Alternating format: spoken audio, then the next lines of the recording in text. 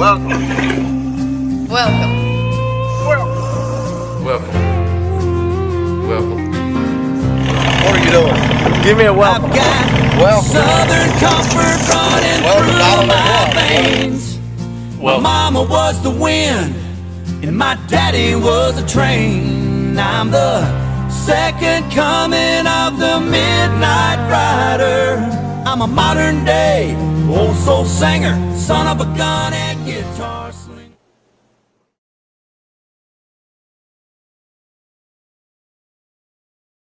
Welcome back. It's week 4, October 22nd through the 28th, and we're going to jump right into it again this week, starting off with Joey again in the weather. He's going to do a good segment on exactly what we're going to be looking forward to later in the week, because later in the week, as far as I'm concerned, the pre-rut is going to be kicked off wide open. By the end of next week, you might be able to see a buck chasing a doe depending on where you live. So it's time to get excited, get out there and hunt a lot. But here's Joey. Check him out.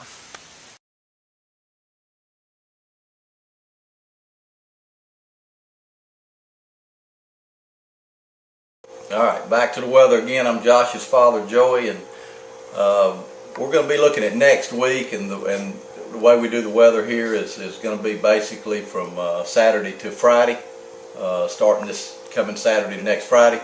And we're going to be looking at what's going to be going on with the moon phases, plus the temperatures, what the weather's going to be like during that time. We're going to be in a new moon phase next week. It's going to be a real good time to hunt. Josh has talked about the moon is a big part of the whitetail movement, but plus with the bucks starting to get on their feet looking for does, it's going to be a better time next week and with a new moon. So a great time to hunt, and looking at temperatures over that period, we're going to be basically normal. Probably Monday, Tuesday, Wednesday, probably low to mid 70s. The later in the week it will start cooling off, and I'm going to be talking about that in a minute. But just going to be a good time to hunt. I think with the new moon, if you could set in the stand as much as you could set in it next week. And I know it's just going to be bow season here in North Carolina, most of North Carolina, except for the east. But muzzleloading season does start the following Saturday, and it's going to be a great time to start hunting with a muzzleloader. But going to be dry through the period. I think it's going to cool off the end of next week. Probably a dry front will come through Wednesday night or Thursday. May have a shower, may not, and it'll be back into the low to mid 60s. I've been elaborating on our first frost and freeze coming the weekend after that, and we're going to be still looking at that. I'm still looking at the 4 computer models. A lot of them are backed off of it. The GFS, the NAM, the Canadian, and the European is backed off of a lot of the cold coming in next week, but it could very easily change. I'm still predicting the first frost and freeze here at least by the 29th or 30th, which I think is going to be Saturday and Sunday of the following week. So just pay attention to that. Josh wanted me to talk a little bit more about the winter outlook, and again, December, we're gonna put something. He's gonna put something on the computer. I think December in this area is going to be 2 to 3 degrees below normal.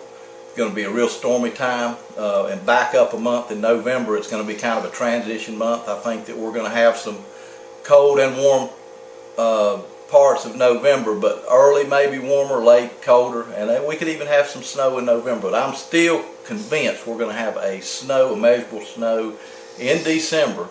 So for all y'all deer hunters, it's another good time to hunt if you can hunt in the snow. And the mountains are going to be just stormy and snow and different squalls, snow squalls all through late November and into December.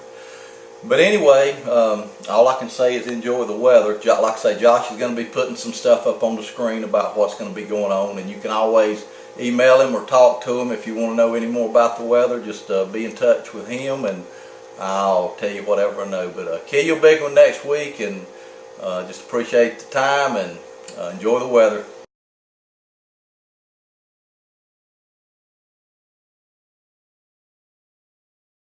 I'm up here to Walmart right now looking at some different stuff, and I'm going to show you here in just a second some different scents you can use. That's our focal point this week, is scents. So let me show you what we got going on and what I use on a regular basis. Different things might work different for you, so here's some scent.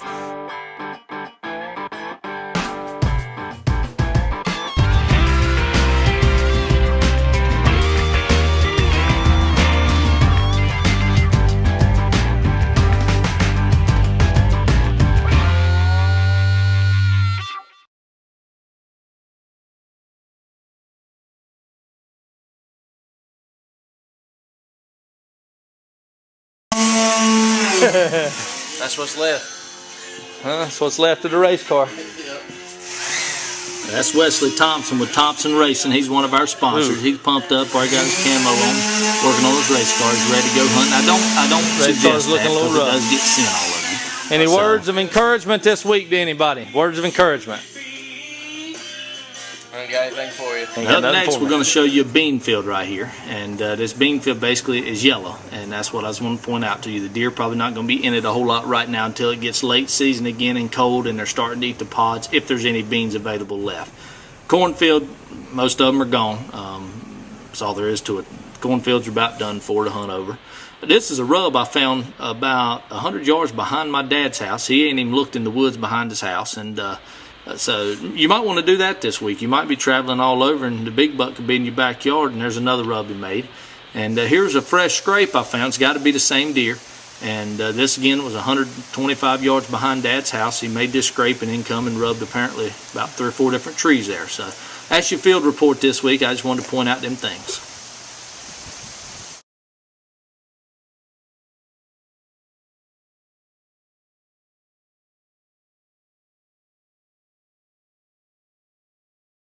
Now this week's failure and success story I can do in one segment because realistically nobody was a success. I know I wasn't. We did not get out there like I wanted to, and I sure didn't kill no big buck. I seen a few small ones, didn't really want to shoot them. I'm after a couple of different deer. But this week, get out there and see if you can't kill a deer so I can feature you on my show here and tell about your hunt and tell about what all you did to kill this big buck. And also this week, I want to talk to you a little bit about failures. And I walked in my deer hunting spot the other day, and there was somebody sitting in a deer stand. People, please don't hunt illegal. You know, and tell people if you know somebody else is hunting illegal, tell them. It's not worth, for one, getting in trouble, and it's not worth, one, shooting a deer, and you can't brag about it. You can't really get any good thing out of it. You know, oh boy, you killed a big old buck illegally. Who cares? You know, that's the way I look at it. This week, you know, tell people if you know somebody's hunting illegal, fix it. That's all I ask you to do, because the ones that are out here trying to do right want to continue to do right and don't want people screwing them up. So that's the failure and success story this week. Next week, kill big bucks, send them to me. I'll show you on the show. This week's stand selection is going to be a little different. I'm going to tell you exactly what I'm going to do today. And I'm headed hunting right now, as a matter of fact. And I'm going to go get in a stand that's at a good travel corridor.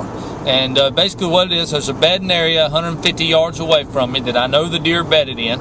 And I'm basically going to get in between them and the food plot and or, you know, feeding source, basically.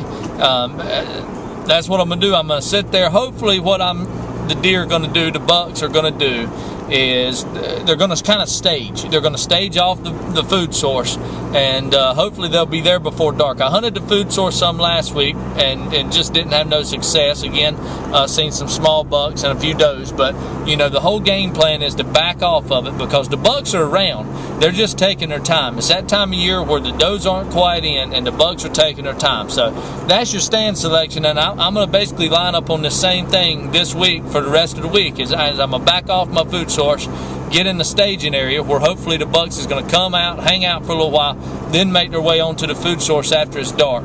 That's my game plan, and we'll see if I kill one tonight and hopefully have you a success story. So, see you. That's all the time we got for this week's show. Thanks for watching. Good luck this week. Hopefully you'll kill a big buck. Maybe I can feature you as my success story. If you do, send me all your information. You can send it to me on Facebook under Josh Knife on my name. Or you can put it on YouTube. Send me all the information on YouTube. I think I got my email on there. And check us out at Hunter's Guide on Facebook as well. And if you do get fortunate enough to kill that big buck, send it to me. I'll see if I can't feature you. Good luck hunting this week.